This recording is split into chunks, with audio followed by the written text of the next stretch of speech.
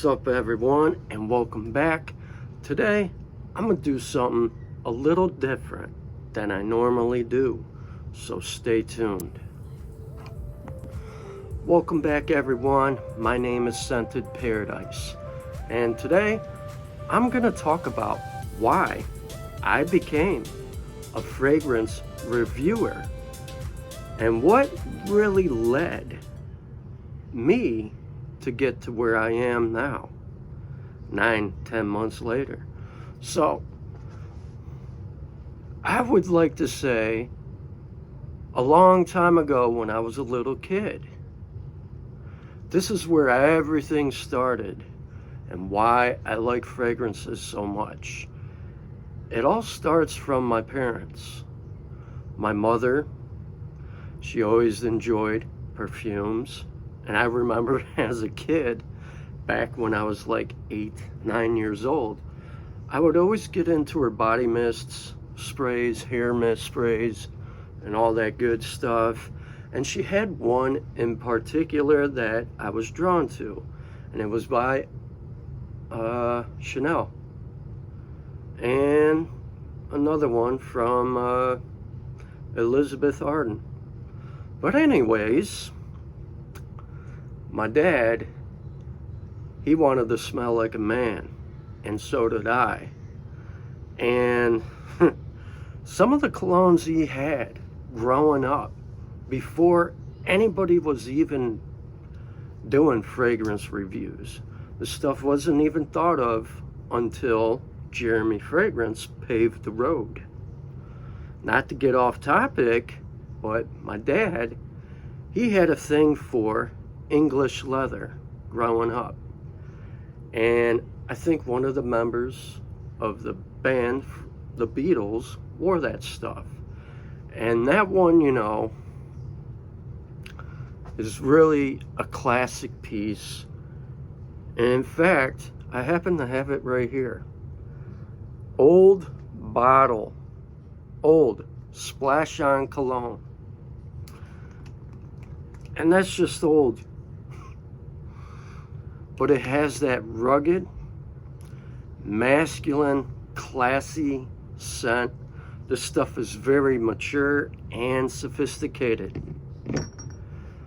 And I'd always smell them. I'd always, you know, catch the scent trail, and I would always ask my dad, "What are you wearing? That smells really good." Now, I was around 8 years old, and that was the very first time I actually owned cologne. And that was my very first one, because he had it. And now I've owned that bottle for a very, very long time. And I wear it from time to time. I tend to wear that one during the fall and winter. But anyways, it all started from my parents. My mom wanted to smell good. She's in the makeup, which enhances a woman's feature. And then you got, you know, perfume, and they want to smell good, which makes them feel more attractive. And it's also can be therapeutic as well. You know, a lot of these colognes can help you relieve stress, anxiety, and things like that. As I got older, you know, that's when I really took a liking to perfumery.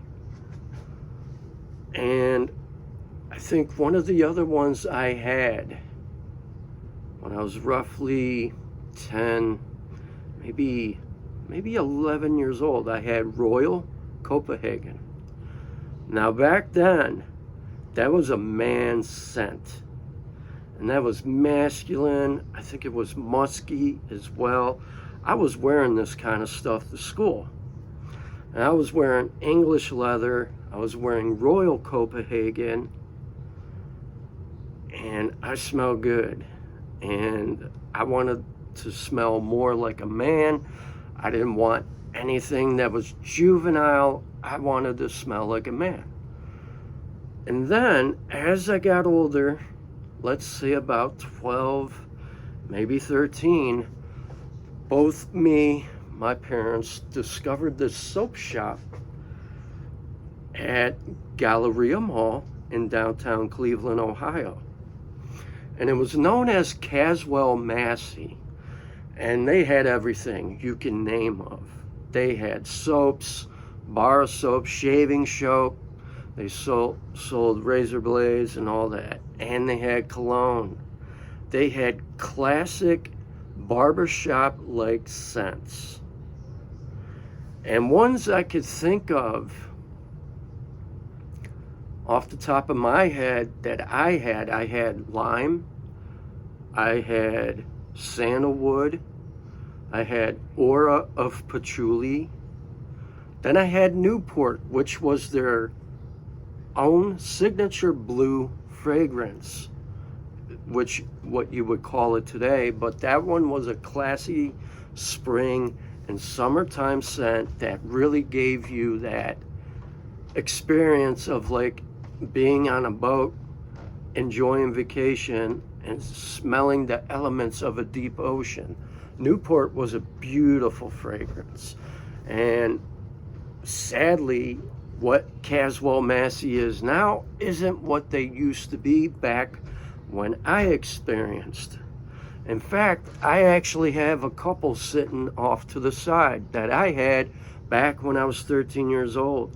And here's a classic timeless piece by Caswell Massey that I'm sharing today. We got Jockey Club. Now this is the aftershave. They did have a cologne and it was still really, really good. Now I'm gonna talk a little bit about this as well because this it has a bit of, personal memory of why I like this one so much. Now, Jockey Club is a classic masculine fragrance that smells like a blend of fresh citrus and sparkling bergamot at the opening with a sophisticated heart of jasmine, geranium, and amber. Once it dries down to a warm, sensual finish of sandalwood and musk, I also pick up honey, thyme, and basil. So you get a little bit of spice there from that thyme and basil. Now this is another one that's classy, sophisticated, and has that barbershop-like scent. The fragrance is bold, clean, classy, that embodies elegance and timeless sophistication. Now, as far as this being just a typical eau de cologne, it's roughly, 3 to maybe 4, 5 hours, depending on your skin. But this is a splash cologne where you actually can control how much you can pat on your face, neck, and all that good stuff, and your pulse points. It's a beautiful fragrance. And that's where it drew me in, and I took a liking to cologne as I got older. And then some of the designers that I got into when I was 13 was Christian Ardiger, Ed Hardy, Versace, Chanel, Gucci. I think I had Gucci Guilty Black. I had the original Gucci Pour Homme. I had Versace Mantle Fresh. And I had the Dreamer when it first came out. I do vaguely remember that one. My dad had that. That was a beautiful fragrance. And then I started getting into the drugstore fragrances. Like for one in particular. How many of you guys remember Aqua Velva? I'm certain you guys remember this. Aqua Velva Musk, Aftershave Cologne, and Old Spice. That is another old-time classic. And what I like about this, every time I put my nose to this stuff, I think about them old commercials. Back when Pete Rose used to do them commercials where You know, you want to smell like a man. Those were the good times. And then years later, when I was older, in my, let's say 20s, I was always hitting up rack stores buying these budget-friendly knockoff ones because that's when cologne was starting to get expensive as well, where certain designer fragrances were going up in price, and I didn't feel like spending the money. So I remember this one rack store, and it was called City Trends, that is out by me. And man, they had all these budget-friendly knockoff fragrances for like $7 or $8. I think at one point I had 100 of them. And they didn't last for crap. I think at the most, maybe 15, 20 minutes to an hour. They were just watered down garbage. But I didn't care because I never knew being a fragrance reviewer even existed until now. Now, as time went by, some of my relatives were into different stuff. Now, my dad's half-brother, he liked Abercrombie and Fitch Fierce and some Hollister. I was big into that stuff. Sadly, a lot of the Hollister fragrances now in 2025 got discontinued. SoCal was a big hit back in the day when it first came out. I had that. I had a lot from Tommy to Polo to the original Polo. I had the original Polo when I was growing up, roughly probably around when I was 10 years old. That was probably the first designer fragrance I ever owned. Polo Green. Man, talk about smelling like a man. That's definitely masculine. And it was great stuff. And I wore that one all year round. And then, what is another one I had back then? I even had that one, I think it was by Sterling, called Canoe. And then I think I had Sterling something else. I don't know. Maybe you guys know what I'm talking about, and you could drop a comment and fill in. And this goes for all the old timers growing up back in the 70s and 80s who enjoyed all these old vintage fragrances compared to what you have today. And mainly I just wanted to be like my parents. I wanted to smell good, and it goes with your personality. I tend to wear things that match my personality. And besides smelling good, it's the experiences I get. So, with that being said, I'd say about 2 to 3 years ago, I started watching fragrance reviewers, both me and my brother. And I watched Cuba No.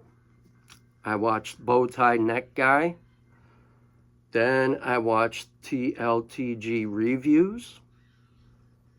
And then I started discovering one in particular, Fragrance Dude.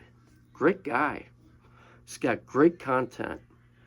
And I remember he was talking about Martin Margiela, Replica Jazz Club, and Dossier. What was that one? Now I remember. It was Dossier, Woody Tobacco.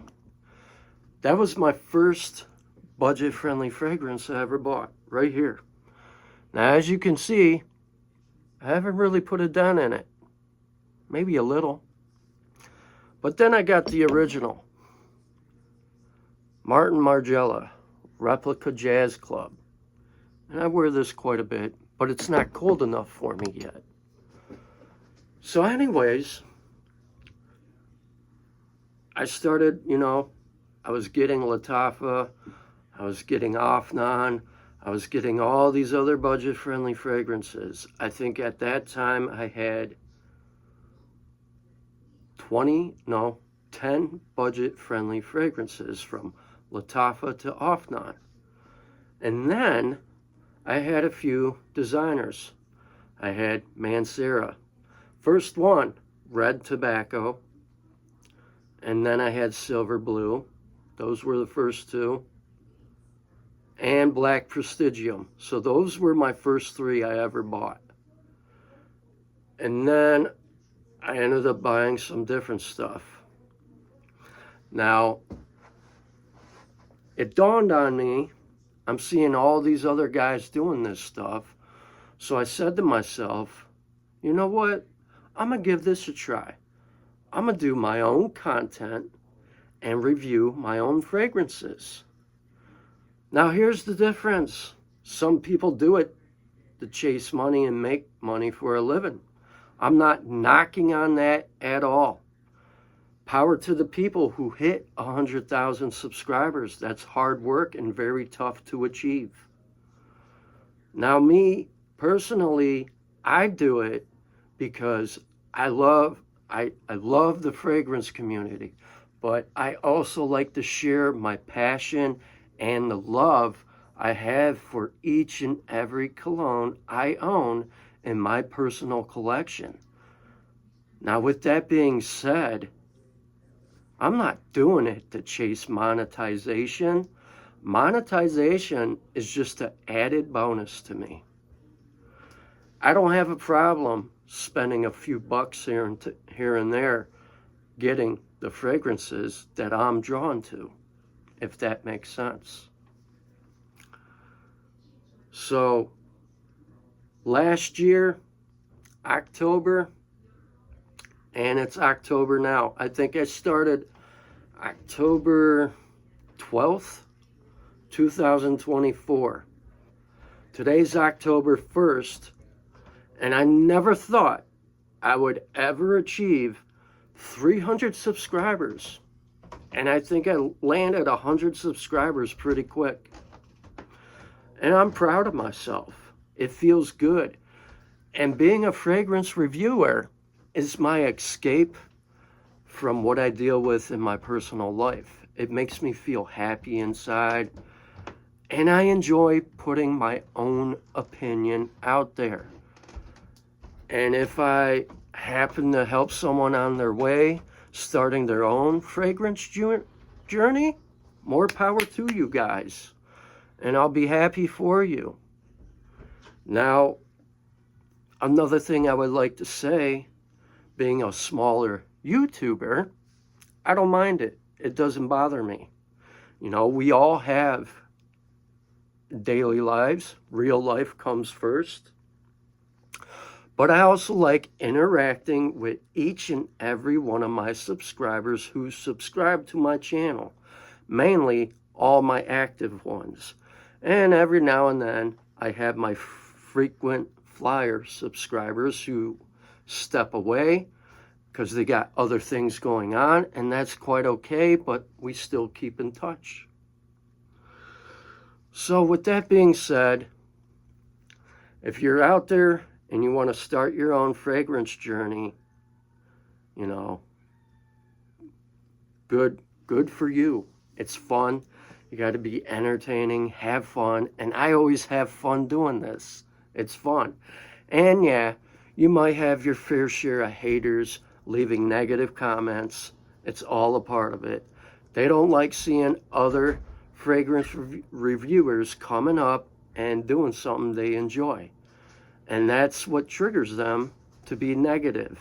They just hate seeing good-hearted people who are kind spirits to rise above something from nothing and putting their own opinions out there. So you're going to have a few of that. You're going to have a bit of that. You're going to have people who will take a shot at you and try and get under your skin. But you know what? Screw them. Because words are like smoke and actions are made of stone. And with that being said, They can try and get you down. They can try and get under your skin, but they're never going to, because it's just the internet. So with that being said, I hope you guys enjoyed my video and enjoyed what I was talking about. And I will be live this week, this Friday, and I can't wait to chat with all you guys. And I hope you guys have a wonderful week, and smell your best out there. Stay fresh. Peace out. God bless.